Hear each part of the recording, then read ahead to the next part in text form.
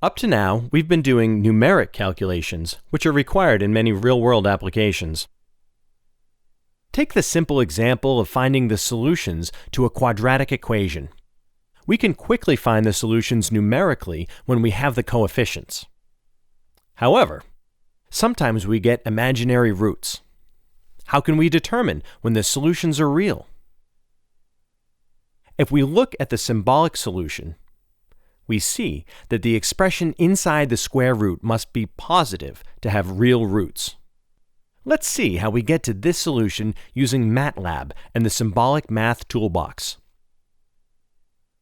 The first step is to define symbolic variables using the symbs command. Symbolic variables differ from the numeric variables we've used so far because we don't have to assign value to them.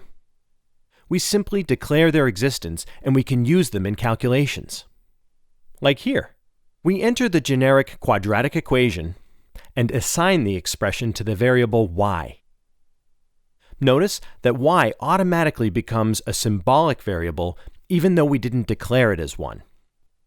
Now, to find the symbolic solution, we use the solve function while setting y equal to 0 and specifying x as the variable to solve for.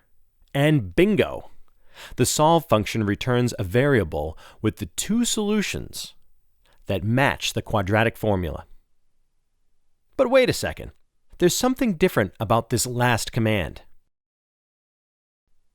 Because a single equal sign is the assignment operator, we used two equal signs to create a symbolic equation.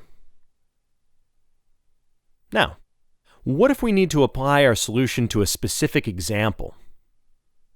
In other words, we have to replace the symbolic variables a, b, and c with fixed values. No problem. The subs function replaces symbolic variables with numbers or other symbolic expressions. Here's how it works. We need three inputs: the expression we wish to evaluate, the symbolic variables to replace, and the values to substitute in for the symbolic variables. The result is kept as an exact symbolic solution rather than a numeric approximation.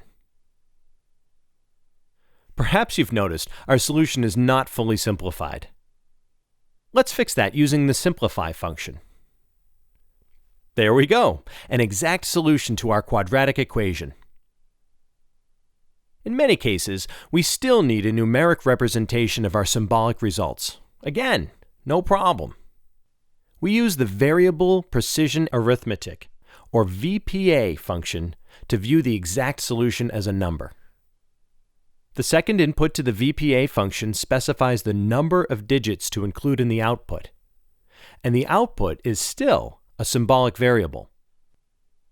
We have now worked through the essentials of solving an equation symbolically, and you can use these techniques to solve a wide variety of problems. Before we close, here are a few examples from other applications that often arise, like finding integrals, doing series expansions, and plotting equations of one or more variables. Now, put away the pen and paper and try solving a few problems in MATLAB yourself.